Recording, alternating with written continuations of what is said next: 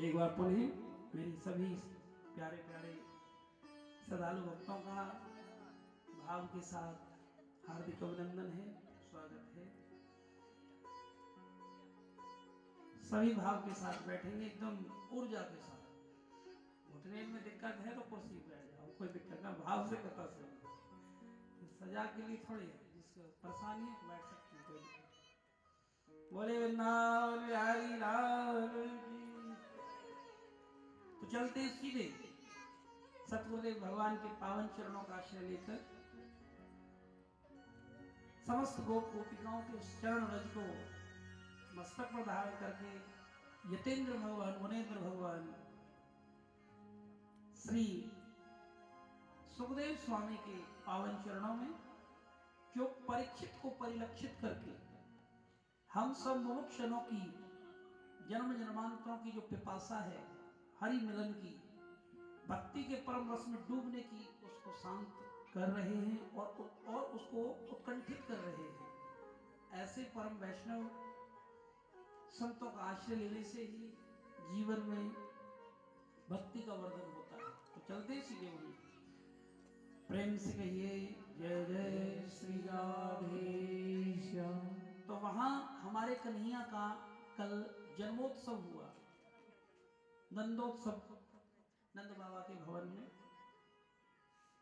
बहुत ही प्यारा श्लोक यहाँ दिया है, नंदस आत्मज उत्पन्ने जाता आह्लादो महामना आहूत विप्राण वेद ज्ञान स्नाते चरणकृतः। तो भैया नंदस आत्मज उत्पन्ने, यहाँ के नंद जी का आत्मज स्वयं आत्मा से उत्पन्न पुत्र हुआ, ये स्वयं आत्मा ही उनकी प्रकट हुई। अर्थात अब वो तो कहेंगे कोई तो भगवान देवकी मैया से प्रकट हुए थे, आत्मा जो उत्पन्न क्यों कह दिया, तो भाव होना चाहिए। आचार्य रसिक चरणारविंद यही कहते हैं, बहुत तप किया था, बहुत तपस्या की थी हमारे नंद बाबा ने और यशोदा मैया ने, ऐसे ही नहीं भगवान आए थे। स्वयं उनके हृदय में आह्लाद उत्पन्न हुआ, आनंद उत्पन्न हुआ, और बाबा की स्थिति क्या हुई, महामना। या ये समझेंगे जिसके हृदय में मेरे श्यामा श्याम प्रकट होते हैं, भक्ति प्रकट होती है, हमारे कन्हैया का प्रकटीकरण जिसके हृदय में होता है वो महामना हो जाता है। महामना कौन होता है? महामना वो होता है जो भक्ति में अपना तन मन धन सर्वस्व लुटा देता है। बाबा ने सब कुछ लुटाया। जैसे ही सुरंदा बुआ से पता लगा कि भैया, अरे बाबा लाला भयो है, जब पता लगा लाला भयो है तो वे तो जप ही कर रहे थे, यमुना मैया के तट पे बैठकर इंतजार ही कर रहे थे। और कह ही रहे थे अभी तो हो ना, आगे की पतो ना, लोगों से पूछ ही रहे थे बाबा कछ हो। और इसी का नाम भक्ति है, इंतजार करने का नाम भक्ति है। नंद बाबा इंतजार ही करते रहे और चौथेपन में उन्हें कन्हैया की प्राप्ति हुई थी। तो इंतजार का नाम भक्ति है, सब्र का नाम भक्ति है, संतोष का नाम भक्ति है। और जिनके हृदय में ये ठाकुर जी प्रकट होते हैं तो वो महामना हो जाता है। अर्थात वो दुनिया को सब कुछ अपने आप को लुटा देना चाहता है, वो संचय नहीं करना चाहता। और जो संचय करना चाहता है अपने ईंट पत्थर के घर तक ही सीमित है, तो वो भगवान तक जा नहीं सकता है। मेरी बात ध्यान रखना, भगवत मार्ग में जाने के लिए तो महामना बनना ही पड़ता है। और स्वयं ठाकुर जी बना देते हैं उसको। संतों के चरणों में बैठकर ही जीव महामना बनता है। ये बहुत कीमती शब्द है भागवत जी का, महामना, महाभागा, स्वागतम वो महाभागा, यही कहा था भगवान ने। महाभाग, महामना, जिसका मन महान बन जाए, इतना पवित्र बन जाए, जो अपने आप को ठाकुर जी के चरणों में समर्पित कर दे, ऐसी उसमें सद्बुद्धि आ जाए। पर ये केवल हरि गुरु कृपा से ही आती है। नहीं तो जीव 100 रुपए पर अपना ईमान हरा देता है, और जबकि पता है कि एक सुई उसके साथ जानी नहीं। जो इस जन्म में अपने हाथों से किसी की सेवा तन मन धन से कर लेंगे, वही आगे आएगी काम, और कुछ आना नहीं। लेकिन संसारी उन संसारी लोगों में इतना ये बैठे हैं, इतना उनका रंग इनके ऊपर चढ़ा हुआ है, जो इनको बेहोश किए रहता है हमेशा, ये याद ही नहीं आने देता कि इस दुनिया से जाना भी है। प्रेम से कहो तो जो संसारी होगा वो बहुत दिमाग लगाएगा, कंजूस होगा। जो ये दो गुण जिसके अंदर हैं, जो बहुत ज्यादा हिसाब किताब लगाने वाला है और बहुत ही ज्यादा कंजूस है, वो भक्त नहीं बन सकता। भक्त जैसे बनता तो हिसाब लगाना बंद कर देता है कि भैया बहुत लगाए हिसाब, मेरे बनाए थे थोड़ी बनेगी, बनाएगी तो दीनानाथ बनाएंगे, जाके हम हैं।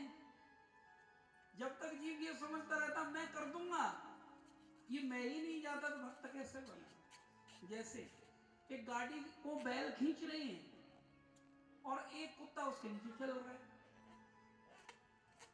अब संयोग ये बैठे, कुत्ता रुके तो बैल भी रुक जाए, और कुत्ता चले तो बैल भी चल जाए। उसको भ्रम हो गया इस गाड़ी को तो मैं खींच रहा हूं, बहुत बड़ा भ्रम हो गया। यही भ्रम हम सबको है। भैया खींच तो वो बैल रहे बेचारे, और भ्रम कुत्ता को हो गया है। अब चलाने वाले ठाकुर जी इस ब्रह्मांड को, इस घर परिवार सब जीव को, और भ्रम हम कर लेते मेरे बिना ये घर का तो पता नहीं क्या होगा। अरे मूर्ख, ये मूर्खता बहुत लोगों ने करी है। और कोई कुछ, जिस दिन श्वास निकली सब 10-20 दिन रोते हैं, बस फिर वैसे ही होते हैं। किसी के आने ना आने से कोई फर्क नहीं पड़ता इस जीवन में। फर्क तो बस उसको पड़ेगा जो मूर्खता बस अपने जीवन की श्वासें बर्बाद करके गया है। इसलिए सावधान, ये मृत्यु लोक है। यहाँ भागवत जी पग पग पर सचेत करती है। आपको नहीं माने तो उसकी अपनी मर्जी है, करता है। पता नहीं ये मानव जन्म फिर मिले कि ना मिले। तो इसलिए बाबा महामना हुए। नंदस आत्मज उत्पन्नो जाता लादो महामना, आह्लाद, एकदम आनंद उसके हृदय में भरा। तो हुआ क्या, जैसे ही पता चला और आनंद में डूब गए बाबा। जय हो हे नाथ, बड़ी कृपा करी। और सभी ब्राह्मणों को बुलाकर 2 लाख गैया तो बाबा ने तुरंत दान कर दी थी। 2 लाख भागवत जी में लिखा है। जब आनंद में हृदय भरता है, प्रेम भक्ति में, तो देना जानता है। और जब संसार में डूबता है तो दूसरे का हड़पना समझता है। वहां पे लोभ पाप का बाप है। जहां लोभ आएगा वहां पाप होगा। और संतोष समर्पण की कुंजी है। जब आवे संतोष धन, सब धन धूर समान। भैया सब छोड़ के तो जानो ये काय के बेईमानी करें, भगवान की भक्ति में अपने जीवन में लगावे, संतन के संग बैठे। तो बाबा ने 9 लाख गैया दान करी, 7 तिल के पहाड़ दान करी। और वहां में हीरा मोती मानिक छुपा छुपा के दान करे। क्यों दान करे छुपा के? ताकि लेने वाले भी संकोच ना हो और देने वाले भी संकोच अभिमान ना आवे। एक मैंने इतनो दे दियो, प्रेम ते कहो राधे राधे। तो नई नई गोपी सज धज के भगवान के, गोपियों को ये नहीं लगा था यशोदा मैया के घर में लाला भयो है, वो क्या हमारो लाला है। क्योंकि तब तो सबने किया था ना, वो सब ऋषि कहाँ हैं? वेद की ऋचाएं सभी तो गोपी बनी थी, वही तो भगवान को पुकार रही थी, हे नाथ दीनबंधु सरकार कब आओगे, कब ये नयन सफल होंगे, कब ये कान सफल होंगे, कब ये जिह्वा सफल होगी, कब ये हमारा तन सफल होगा, कब हमारा मन सफल होगा, जब इन नैनों से जी भर कर आपको निहारेंगे हे नाथ। यही तो मांगा था, और जो ये मांगता है उसको भगवान देते भी।